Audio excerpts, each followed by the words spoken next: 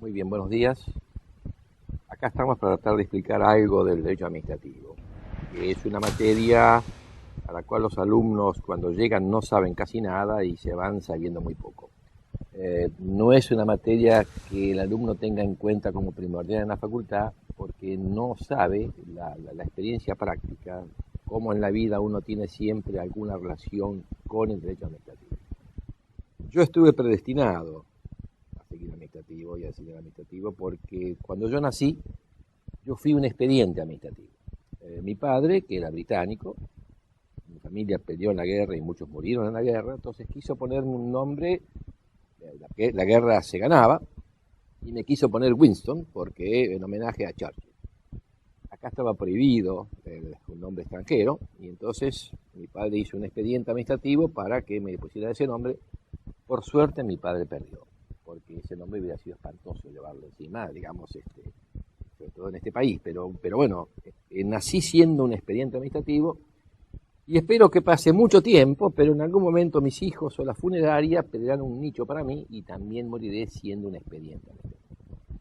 ¿Y esto qué significa? Que permanentemente uno tiene alguna relación con el administrativo porque tiene problemas con el servicio público, tiene problemas con el municipio, y esto la gente habitualmente no lo ve, y menos el alumno, que cree que todo se circunscribe al derecho civil o al comercial.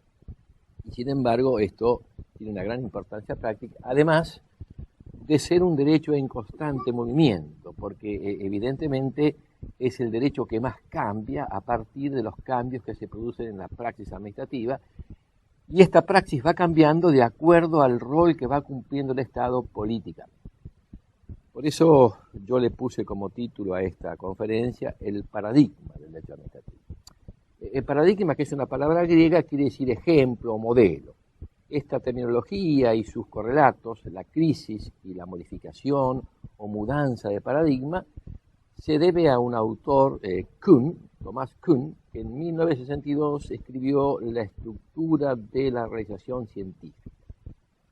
Y él decía que en determinado momento había un paradigma que establecía cómo era el modelo de esa ciencia, cómo se realizaba la ciencia, qué preguntas se podían hacer, cómo se interpretaban las respuestas, y todo estaba determinado por una lógica que daba el paradigma de esa ciencia. Pero decía que con el tiempo esta ciencia demuestra que algunas preguntas no son correctas, que algunas respuestas son anómalas, y entonces empieza todo un cuestionamiento a este paradigma. Y se produce la crisis del paradigma, que terminará, según la evolución, volviendo al paradigma, con una mudanza de paradigmas, y adaptándolo, o una modificación del paradigma. Por cierto que lo que hace el paradigma es abroquelar la cuestión y no, digamos, no da lugar a dudas, y establece un sistema por el cual se desarrolla esta ciencia.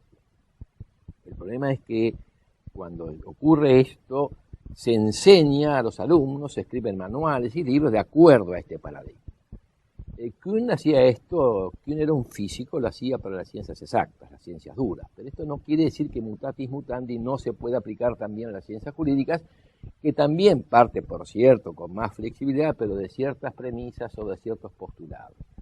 Y esto se enseña al alumno, y el alumno de la facultad va a ser abogado, va a ser político, va a ser presidente, va a ser legislador, va a ser juez, y esto tiene entonces mucha importancia a partir de cómo se va a ir solucionando la práctica que ocurre diariamente, sobre todo en la práctica administrativa. El derecho administrativo se dice que nace con la Revolución Francesa, o digamos para esa época, que nace como disciplina jurídica. Pero lo cierto que la orden, que es un acto administrativo, la orden la dio el jefe de las cavernas para decir quién hacía las guardias nocturnas, con lo cual es muy anterior a cualquier otra disciplina jurídica. Lo que pasa es que esa orden podía ser cambiada al día siguiente o al minuto siguiente porque se hacía lo que el jefe quería. Por eso nosotros, si bien ciertos productos de la función administrativa podemos decir que son muy anteriores, uno dice, mire, esto nace habitualmente en la Revolución Francesa por poner un hito, pero esto fue una evolución constante. ¿Y cómo nace esta disciplina? Bueno, primeramente nace un poco en Alemania, como un estado policíaco, es decir, se estudian las prerrogativas de la administración, el poder de policía y todos estos cuestionamientos que hacen que la administración deba actuar, y deba actuar con cierta rigurosidad y con cierta disciplina jurídica. Entonces se hablaba de que el derecho administrativo era el derecho de la administración, o sea, se establecían las prerrogativas, las exorbitancias que tenía la administración. Con la Revolución Francesa y con la no aceptación del control de los jueces y con una gran administración como era la francesa y el Consejo de Estado, empieza a surgir unas ciertas garantías para el particular, o sea, empieza a surgir lo que se suele llamar el derecho del administrado, o sea, el derecho contra la administración. Estoy haciendo un análisis muy superficial de la cosa, no es de la administración ni contra, sino para establecer más que nada los hitos y a dónde apuntaba el paradigma en ese momento. Y entonces lo que a partir de ahí se desarrolla es, bueno, este derecho tiene que estar en consonancia con la juridicidad. Normalmente se hablaba de legalidad, o sea, de acuerdo a la ley, porque en Francia la ley lo era todo, pero entre nosotros esto no, es decir, entre nosotros la ley se entendió como constitución, como ordenamiento jurídico. Nosotros tuvimos constitución desde 1853, o sea, la legalidad que suele emplearse en nuestra terminología doctrinaria nunca se discutió que no era la ley, sino que era todo el orden jurídico. Esto que fue mucho más costoso para otros países que recién comienzan con esta doctrina cuando empieza a constitucionalizarse, el caso de España en el año 78, y ahí escribe García Enterría como la Constitución como norma.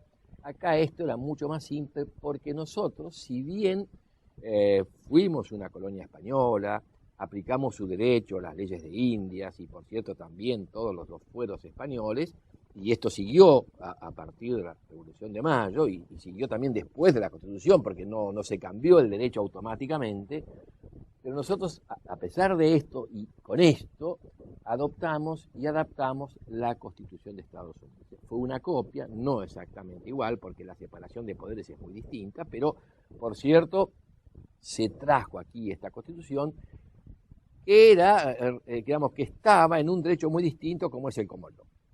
Pero lo cierto es que de alguna manera se logró amalgamar toda esta situación. O sea, con una separación de poderes muy distinta a la francesa, donde ningún juez controla la administración, una separación de poderes muy distinta a Estados Unidos, donde el Ejecutivo ejerce funciones jurisdiccionales a partir de las agencias. Acá el Ejecutivo no puede ejercer ningún tipo de función jurisdiccional y quien lo controla es necesariamente un juez. O sea, un sistema distinto, más todas las normas europeas, que necesariamente no solo las que siguieron en vigencia hasta que se fueron cambiando de las leyes de Indias y de los fueros españoles, a partir también de haber tomado como ejemplo, y también así simplificando, el derecho comercial es italiano, el derecho penal es alemán, el derecho administrativo es de cuño francés a partir de España, o sea, tomado de España, pero que surge un poco de la Revolución Francesa. Entonces, acá se empieza a privilegiar, con toda razón,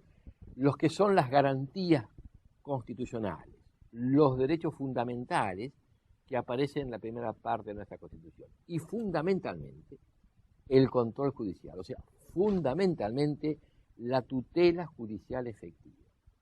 Que mucho antes del Pacto de Costa Rica, que ahora se pone como un hito fundamental, que lo es, pero en ciertos aspectos, no en este, la Corte nuestra siempre interpretó, o de hace mucho tiempo interpretó, que el artículo 18, la defensa en juicio, quería significar que siempre debía haber, por lo menos, una instancia judicial suficiente y adecuada. O sea, siempre yo podía acudir a un juez. Que después estuviera prescripto, estuviera legitimado, no son cuestiones distintas, pero yo siempre podía de alguna manera acudir a un juez y esto era necesario a partir de cómo se reguló la defensa en juicio. Entonces, los derechos fundamentales de la Constitución fueron siempre una valla para el accionar administrativo. Esto, que es un paradigma importante en aquel momento y que, digamos, lo que hace es ir contra el paradigma anterior, se demostró en algún momento que, por cierto, son muy importantes los derechos individuales y a tal punto que allí ¿cómo era el derecho administrativo? ¿Cómo se decía? Mire, tiene que ser un derecho que equilibre dos términos, la libertad y la autoridad. En esta coordinación, la preponderancia de alguno u otro apenas en algún momento era según las circunstancias, pero esto era el paradigma del derecho administrativo. Pero lo cierto es que a partir de el nacimiento es decir, porque esto eran, por cierto, la preponderancia de los derechos civiles e individuales y políticos. Pero con el tiempo aparecen los derechos sociales y después los de tercera generación. Y a lo mejor ahora, como dice Peces Bárbaros, de cuarta generación, con lo cual este paradigma era insuficiente, porque no todo está en el control judicial, no todo llega al control judicial, y además no todo el mundo puede acudir a la justicia, porque en Argentina el día ante el tribunal es muy caro, es muy costoso, y muy costosos somos los que hacemos administrativo. Entonces esto, evidentemente hay ciertas situaciones que solamente la administración puede de alguna manera conjugar lo que son derechos civiles y políticos con los derechos sociales y los derechos de tercera generación, el ambiente y demás, que por cierto, y entonces, ¿cómo debe ser el nuevo paradigma? Un derecho que debe coordinar adecuadamente y ordenar los derechos individuales y sociales, políticos e individuales, y los sociales y de tercera generación. En el sentido de que, sin duda alguna, que estos derechos van de alguna manera a, no digo vulnerar, pero sí a minorar aquel derecho individual que yo puedo tener. O sea, lo que yo puedo hacer con los recursos naturales en mi propiedad, seguramente el derecho ambiental, la administrativa ambiental, me lo va de alguna manera a limitar por la protección del ambiente, por el interés colectivo y demás. O sea que evidentemente hay ya otros derechos con el mismo valor que el político y el civil, que deben de alguna manera coordinarse. Y esto solamente lo hace la administración en un primer momento para poder ordenar y después podría en todo caso la justicia. Pero evidentemente la praxis administrativa necesita de un derecho que me sirva para esta actuación. O sea, sin olvidar el derecho individual, debo sí conjugarlo con el derecho social, con el derecho colectivo. Y esto es lo que debe atender hoy en día la administración. Ya no es entonces la coordinación entre autoridad y libertad, sino la coordinación entre derechos individuales y políticos, civiles, y los de tercera generación, los colectivos. Esto que evidentemente, porque estamos viviendo en una sociedad donde debo conjugar todos estos intereses que son aparentemente contradictorios, porque si yo pienso no puedo ser contradictorio mi interés con el medio ambiente, pero bueno, evidentemente yo tengo un interés particular en explotar un recurso natural que lo tengo en mi propiedad. Entonces, a eso debe tender, sin duda alguna, el derecho administrativo. Ahora bien, el derecho administrativo se maneja con una parte general, con principios generales. Tiene que ser un sistema, como es toda disciplina jurídica. Entre nosotros es tan vasto y tan amplio el tema o el temario, las cuestiones que debe analizar la administración, que por cierto esto cada día se va ampliando y hay partes especiales. Tenemos sin duda alguna un derecho administrativo de medio ambiente. ¿En qué? En toda aquella habilitación y control de lo que son los residuos industriales, residuos peligrosos y todas estas cuestiones se van a regular, los va a ordenar al Estado a partir de normas y recursos y formas jurídicas del derecho administrativo. Con lo cual, esta parte general tiene que servir a la parte especial. Por cierto, tamizada, porque no va a ser exactamente igual, pero digamos, la parte especial también ayuda a cambiar la parte general, porque tiene que haber alguna unidad, por más que haya alguna pequeña diferenciación, para que esto sea un sistema armónico, coordinado, que ordene y que dirija, porque evidentemente el derecho administrativo no solamente es protección del particular, sino de dirección de la actuación del Estado hacia el bien común. Por eso tiene mucha importancia en el administrativo el interés general. El interés general no quiere decir que tenga preeminencia sobre el individual, quiere decir que no lo puedo ignorar. Por cierto, debe jugar un principio de proporcionalidad, en cada caso ver cuál debe prevalecer y en qué forma. Pero ya la Constitución da esta pauta cuando dice, mire, la propiedad es inviolable, pero el Estado puede expropiar, con tales garantías. O sea, la Constitución da la pauta de que en ciertos casos el interés general está por sobre individual, por el bien de la comunidad. Porque lo que tenemos que pensar es que el Estado debe actuar hacia el bien común, actúa por el bien común. Que después no lo haga mal, es una cosa distinta y tendrá su reacción ante la justicia o ante el control que sea. Pero debemos pensar que los instrumentos, los elementos, las formas jurídicas con que se desenvuelve la administración, que por cierto se nos da el derecho administrativo, deben ser adecuadas para esta praxis administrativa. Entonces, es posible que ciertas formas jurídicas que han nacido primero con el derecho a favor del Estado o con el derecho contra el Estado sirvan ahora en el derecho con el Estado. Y evidentemente sí, con ciertos tamices que se han ido produciendo. ¿Cuál es la forma jurídica primordial con que actúa la administración? El acto administrativo. La orden es un acto administrativo. Hay otros actos, pero este es primordial, es elemental. Ahora, por cierto, ¿cómo nace el acto administrativo? Bueno, por cierto, nace como, para el Estado donde tenía prerrogativas y privilegios, es un acto unilateral que produce efectos jurídicos, es decir, que me dice el derecho. Es decir, hay una creencia muy generalizada que solamente dice el derecho de los jueces. Y esto yo digo a veces es un problema por no haber estudiado latín. El latín es muy importante, no solo porque da un análisis lógico con las declinaciones y demás, sino porque etimológicamente me haría comprender muchas cosas. La administración dice el derecho: aprobado, aplazado, habilitado, autorizado, designado, cesanteado. Y yo no puedo ignorar. Si me quedé cesante, tengo que impugnarlo. Si me reprobó, lo mismo. Si me aprobó, ya pasé a la otra materia. O sea, esto dice el derecho porque hace nacer, modifica o cesa una relación jurídica que yo tenía. Y no puedo ignorar. Ahora, ¿cómo dice el derecho? También dice el derecho del legislador. Cuando dicta una ley, claro, lo dice en forma general, pero también dice el derecho. Y también lo dice el juez. Pero claro, el problema es, por eso digo del latín, el juez dice el derecho juzgando. De ahí viene el ius dicare. Es decir, dicare es un verbo latín de la primera declaración que es, por cierto, decir, pero ¿cómo lo dice? Lo dice juzgando. O sea, lo dice, el derecho para el juez es el fin para resolver un conflicto. O sea, aplica el derecho para eso, para el conflicto que tiene, resolverlo como él cree justamente. Ese es el ius dicare. Dice el derecho dando a cada uno lo suyo. La administración dice el derecho, ius dicere, es un verbo de la tercera declinación, lo dice ¿para qué? Para el bien común. Cuando cobran impuesto, no lo hace para aplicar el Código Fiscal, no le importa el Código Fiscal, lo hace para recaudar fondos. Lo mismo hace el particular. Cuando yo me casé, no me casé para cumplir con la ley de matrimonio civil, me casé porque estaba enamorado. Bueno, que lo hice de acuerdo a la ley de matrimonio es una cosa distinta. O sea, la ley de matrimonio y el Código Fiscal son medios.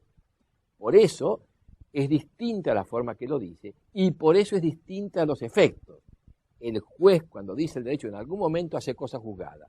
Nunca cuando lo hago yo o lo hace la administración. Pero dice el derecho. Es decir, porque acá lo que importa es pensar que lo hizo para el bien común. El juez lo hace para resolver un entuerto.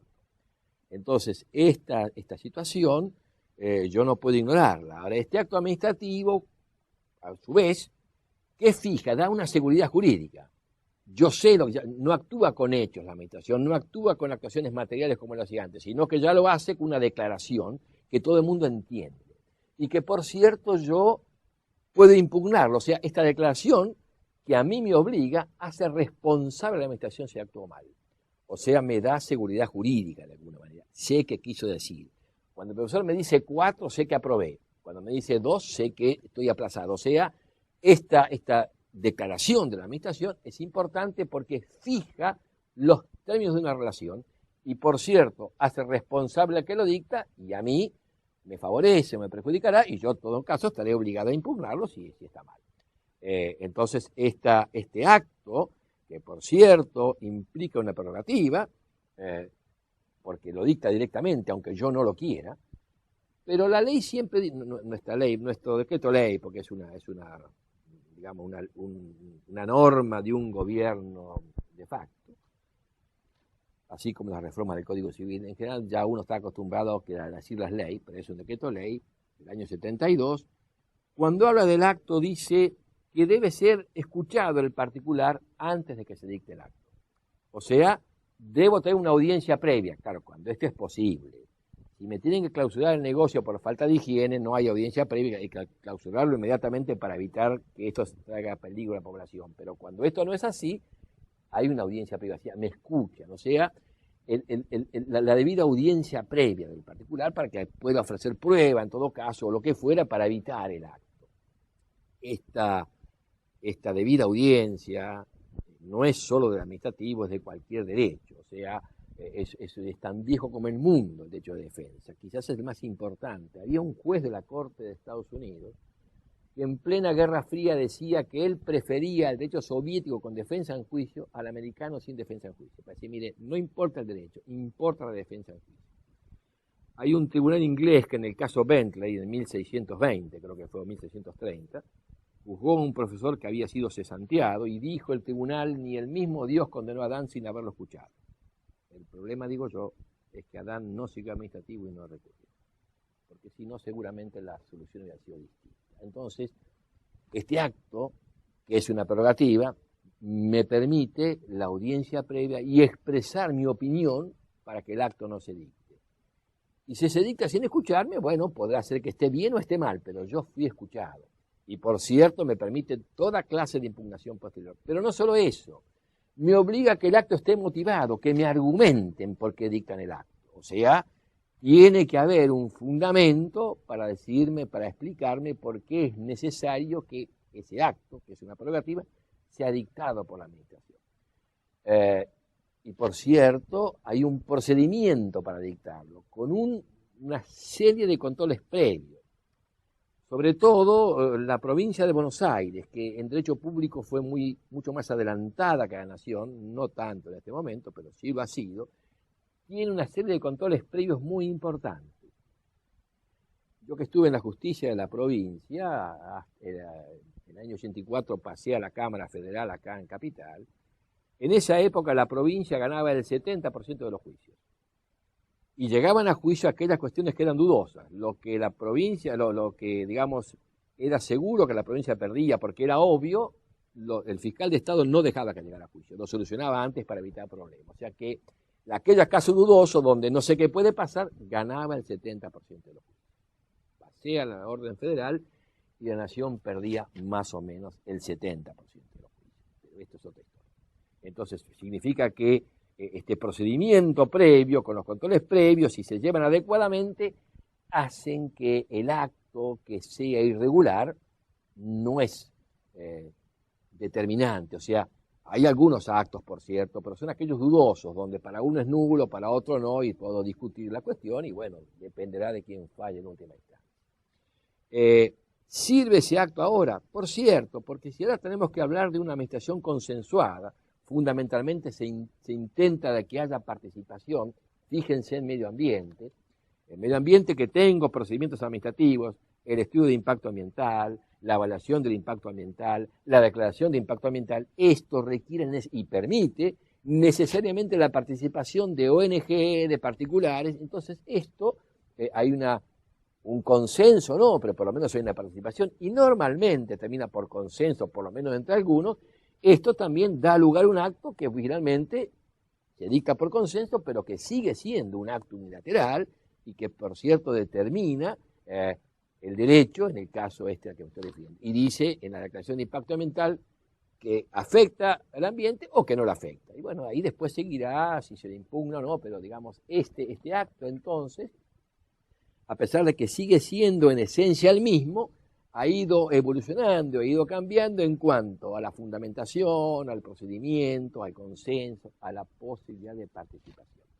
Entonces quiere decir que esta forma jurídica que está en la parte general del derecho administrativo me va sirviendo a estas partes especiales, ya sea también al derecho administrativo previsional, cuando pido la jubilación y demás. Entonces quiere decir que este acto, con sus matices, esta figura, sirve a las partes especiales y sobre todo a estas partes especiales tan especiales como son la seguridad social, el medio ambiente o casos semejantes, lo que me da la pauta que entonces el sistema administrativo ha sido bien, digamos, determinado en su momento y en todo caso no habría en esta forma jurídica un cambio de paradigma, sino en todo caso una modificación, una adecuación a lo que tengo en determinado momento. Lo mismo pasa con el contrato.